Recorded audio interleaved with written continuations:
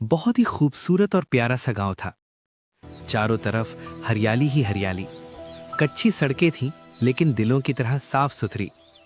हवा में मिट्टी की खुशबू थी और उस गांव में एक अजीब सा सुकून बसता था।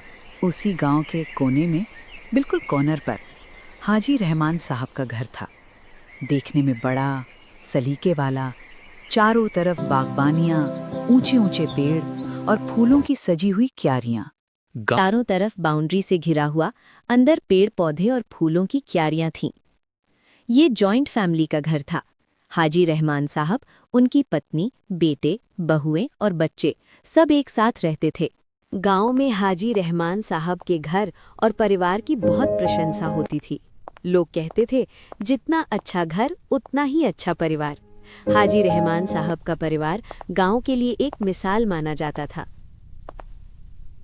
शहनाज बहू, माशाल्लाह आपका घर तो मिसाल है। सब अल्लाह की मेहर है बहन, हम तो बस सब्र से निभा रहे हैं। बहुत खूब।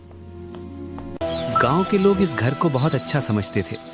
उन्हें लगता था, घर इतना खूबसूरत है तो इसमें रहने वाले लोग भी जरूर उतने ही नेक और सच्चे होंगे।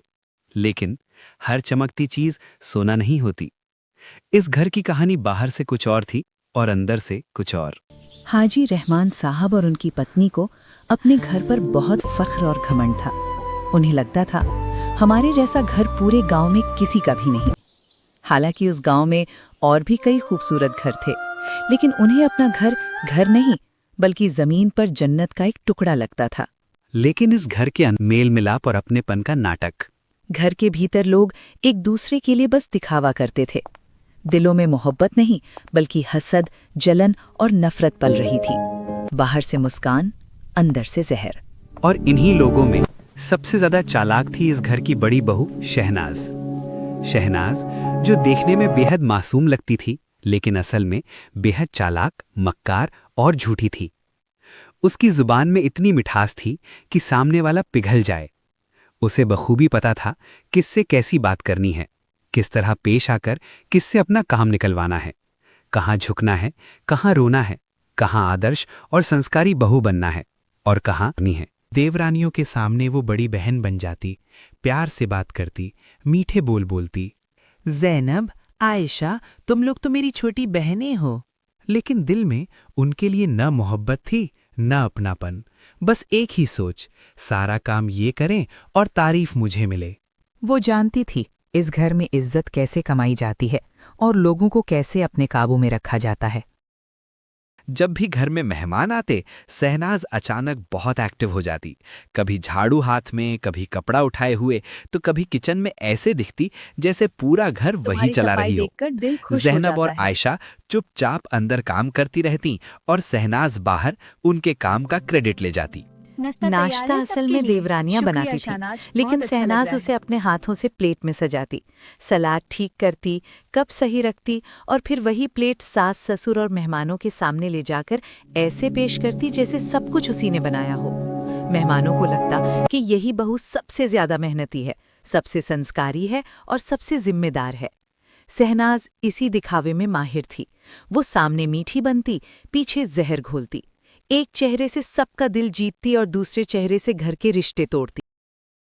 शहनाज अपने पति के सामने हमेशा मीठी बातें करती, हल्की मुस्कान, आंखों में चालाकी, और उसके पति की आंखों में धीरे धीरे जलन का आगाज होता। वो छोटी छोटी बातों पर अपने भाई भाभीयों से जलता, उन्हें दोष देता और कहता, तुम लोग काम नहीं करते, तुम्हारी वजह से सब गलत होता है। माता पिता को भी कोसता और घर में तनाव फैल। यही था शहनाज का रोज का खेल, अपने पति का मन भरना, जलन भड़काना और देखो ना, परिवार देवरानी और में देवरों ने लड़ाई आपकी का कितनी बीज बेइज्जती बोना। की है। क्या हुआ शहनाज? उनके खिलाफ खड़े हो जाओ। शहनाज का असली हुनर आग लगाना था। पहले वो सास के पास जाती और देवरानियों के खिलाफ उन्हें दीवानों की तरह भड़काती। धीरे धीरे जहर भरती कि देवरानियां काम नहीं करती, घर को बिगाड़ रही हैं। सास गुस्से में आकर देवरानियों से झगड़ती, उन्हें डांटती, भटकारती और जलील करती। और ठीक उसी वक्त शहनाज पलटकर देवरानियों के पास पहुंच जाती। वहां वो उनका साथ लेने का नाटक करती, कहती कि ये धीरे धीरे सीख जाएंगी, आप कुछ मत बोलिए, शांत हो जाइए। सास को शांत करने की कोशिश दिखाती और खुद को बहुत समझदार साबित करती। लेकिन अंदर ही अंदर वो खूब मुस्कुराती, खुश होती और सोचती कि आग लग गई, धीरे धीरे शहनाज ने देवरानियों के सामने भी अपना असली रंग दिखाना शुरू कर दिया। किचन में जाकर उन्हें डांटना, फटकारना, नीचा दिखाना, उनके बनाए खाने में कमी निकालना और वही खाना उठाकर सास के सामने ले जाकर हीरोइन बन जाना। असलियत ये थी कि शहनाज की चालाकी सिर्फ बड़ों तक ही सीमित नहीं थी। उसने अपने खेल में अपने बच्चों को भी शामिल कर लिया था।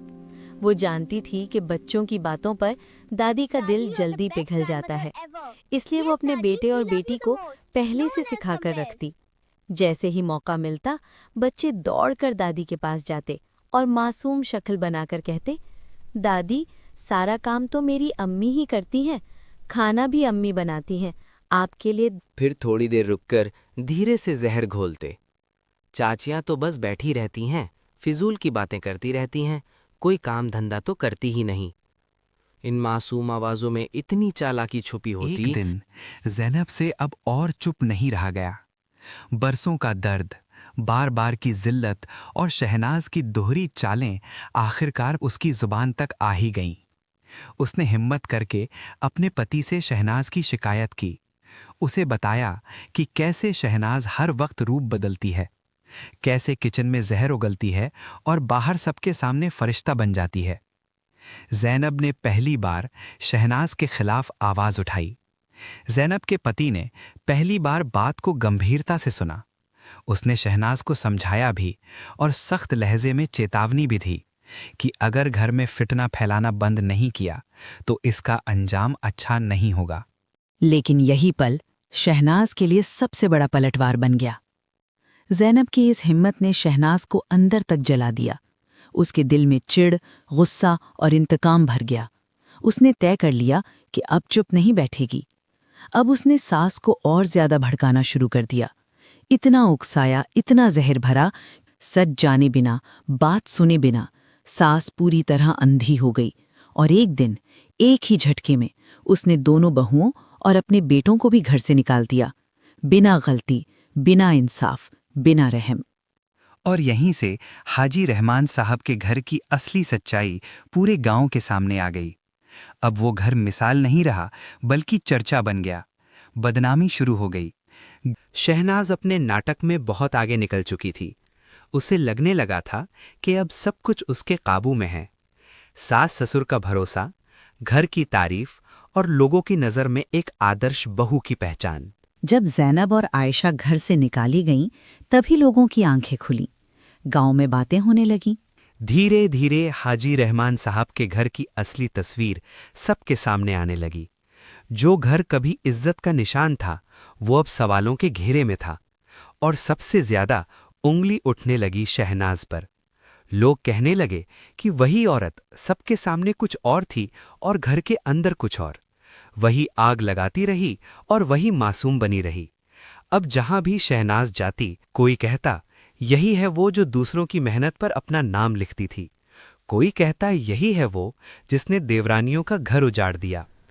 जो औरत कल तक तारीफों में थी, आज तानों में थी। और यही था उसकी चालाकियों का पहला हिसाब। क्योंकि कुदरत कभी एक ही वक्त पर सब कुछ नहीं दिखाती, वो धीरे धीरे सच को सामने लाती है। और ये तो सिर्फ शुरुआत थी। और फिर कुदरत ने शहनाज को एक और जख्म दिया। उसका पति, वो मर्द जो कभी उसकी हर बात पर उसके साथ खड़ा रहता था, अब बिस्तर से उठ भी नहीं पाता था। दर्द की शिद्दत में उसका बदन कांपता, होंठ सूख जाते और मुंह से कराह निकलती। वो रातों को तड़पता रहता, कभी सीने पर हाथ रखकर कराहता तो कभी दर्द से चिल्ला उठता। उसकी आवाज पूरे घर में गूंज जाती। और शहनाज, वो बस उसके पास बैठकर टूटी हुई आवाज में कहती, अल्लाह के लिए सब्र कर लो, मैं यहीं हूं। लेकिन दर्द किसी की नहीं सुनता। वो पति कराहते हुए कहता, शहनाज, बहुत दर्द है, अब सहा नहीं जाता। ये सुनकर शहनाज का दिल टुकड़ों में टूट जाता। वो खुद भी तड़पने लगती, रोती। रातें उसके लिए सबसे भारी। अब उसकी कोई बात बच्चों पर असर नहीं करती थी। डांट मजाक बन चुकी थी और प्यार नफरत में बदल चुका था। जिस औरत से कभी बच्चे लिपटते थे, आज वही उन्हें चुभने लगी थी। घर में रहते हुए भी शहनाज अकेली थी। बच्चे उससे कतराते, उससे बात करना अपनी तौहीन समझते और शहनाज बस ये सोचकर टूटती जाती थी कि जिन रिश्तों को उसने दूसरों से छीना, आज वही रिश्ते उससे मुंह मोड़ चुके हैं। कुदरत चुप रहती है लेकिन अंधी नहीं होती, और जब सजा आती है तो औलाद के जरिए आती है। जो औरत दोगली बनकर रिश्तों में आग लगाती है, वो एक दिन उसी आग में खुद जलती है। घर ईंटों से नहीं, इंसाफ से जन्नत बनता है। जो औरत दूसरों के घर में आग लगाकर अपनी जीत समझती है, वो एक दिन उसी आग में अकेली जलती है। जो माँ नफरत बोती है, वो प्यार की फसल कभी नहीं काट पाती। और जो घर दिखावे और झूठ पर खड़ा होता है, वो चाहे बाहर से जन्नत लगे, अंदर से कब्र बन जाता है। रिश्ते चालाकी से नहीं, सच्चाई और इंसाफ। रिश्ते टूट जाएं तो सबसे खूबसूरत घर भी एक खाली ढांचा बनकर रह जाता है। ये जो कुछ भी हुआ, इस सब की जिम्मेदार सिर्फ और सिर्फ शहनाज थी। अपने स्वार्थ के लिए उसने पूरे घर को तोड़ दिया, पूरे परिवार को बिखेर दिया। अगर आपको जिंदगी की सच्चाइयों से भरी ऐसी ही दिल को छू जाने वाली कहानियां पसंद आती हैं, तो हमारे चैनल को सब्सक्राइब जरूर कीजिए और इस कहानी को शेयर करना मत भूलिए। शायद किसी और की जिंदगी में भी ये कहानी एक सीख बन जाए। आपका बहुत बहुत शुक्रिया हमारे साथ जुड़ने के लिए।